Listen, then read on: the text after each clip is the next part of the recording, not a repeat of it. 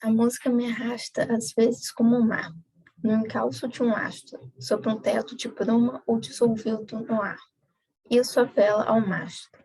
O peito pata frente e os pulmões enfunados, tal qual um telo. Escalo o torso aos vagalhões entrelaçados que a noite me envela. Sinto que em mim ecoam todas as paixões de um navio aflito, o vento, a tempestade e suas convulsões.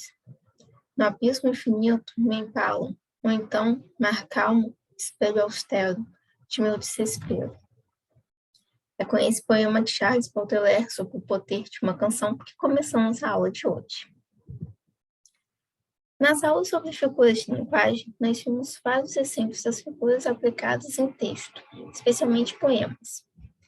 Vimos também figuras específicas responsáveis por conferir uma sonoridade especial aos textos, que são as figuras de som, onomatopeia, assonância, aliteração e paronomácia. Na aula sobre as figuras de som, eu trouxe exemplos de poemas que foram musicalizados, que foi o caso de Trem de Ferro e Rosa de Hiroshima. Mas essa situação de um poema ser transformado em música é bem comum, como nós vamos ver na aula de hoje, e não acontece por acaso. Algumas das semelhanças entre os gêneros textuais poesia e canção são o uso da linguagem para fazer arte, organização em versos e estrofes que rimam entre si, existência de ritmo marcado por rimas ou entonação, o uso da mesma função da linguagem, a poética, e por isso, preocupação com a forma de expressão, que é apresentada de modo criativo. Já como diferença, nós temos o fato de que o ritmo de uma canção depende do ato de cantar, já que muitas músicas não se prendem a um rigor nas rimas, e a entonação pode ser mudada para se adequar ao arranjo musical. Um exemplo disso é o poema José, de Carlos Drummond de Andrade, musicalizado por Paulo Diniz. Eu vou fazer a leitura do poema e gostaria que vocês ouvissem a música, que eu vou deixar o link na descrição. E agora, José? A festa acabou, a luz apagou, o povo sumiu, a noite esfriou. E agora, José? E agora você? Você que é sem nome, que sombra dos outros, você que faz versos, que ama, protesta. E agora, José? Está sem mulher, está sem discurso, está sem carinho, já não pode beber, já não pode fumar, cuspir já não pode.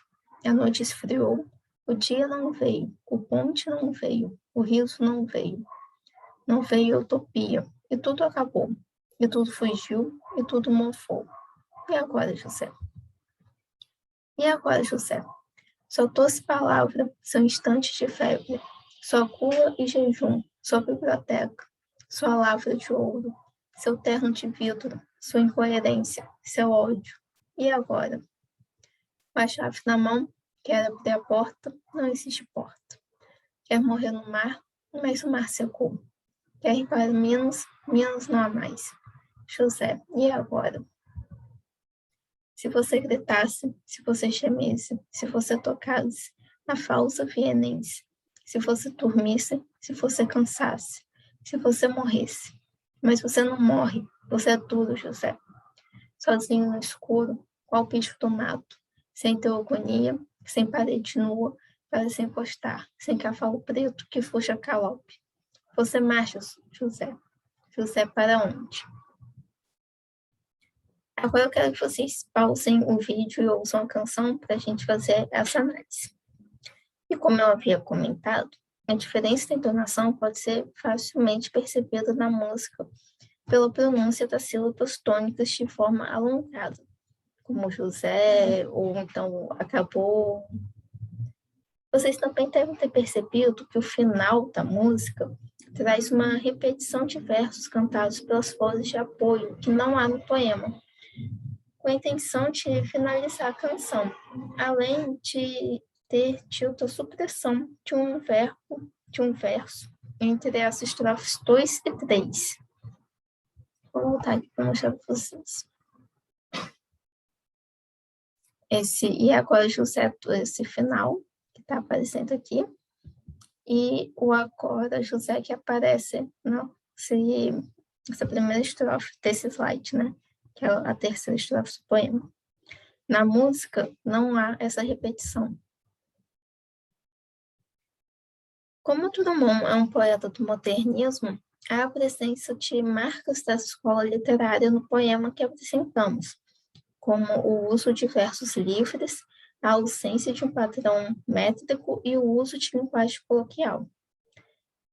Mas a frase "E agora, José", repetida diversas vezes, acaba funcionando como um refrão entre acento e ritmo, em que ajuda com que o poema funcione no formato de canção.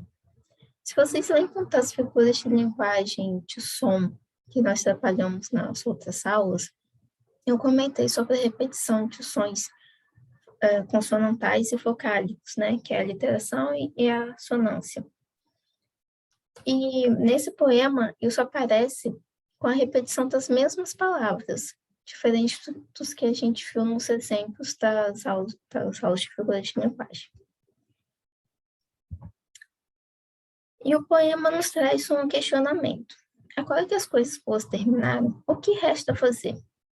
E o eu lírico traz ao longo de todo o poema diversas coisas que foram perdidas por José, que está sem mulher, está sem o bonde e até sem cavalo. E as soluções que poderiam ser propostas como resposta para a pergunta "E agora, José?" também são repartidas no próprio texto. Não está para morrer porque o mar secou, e não está para voltar para Minas Gerais também, que não existe mais. Também não está para gritar ou tocar a falsa vienense, então um interlocutor está sem escapatória da sua aflição. Mas o poema traz ao fim o verso "Você marcha, José", como se dissesse que, apesar de tudo, de toda a desesperança, o José continuasse insistindo, lutando, seguindo em frente, mesmo sem ter uma direção específica. Então, o eu lírico pergunta novamente: José para onde? O que reforça a ideia de movimento apesar das adversidades.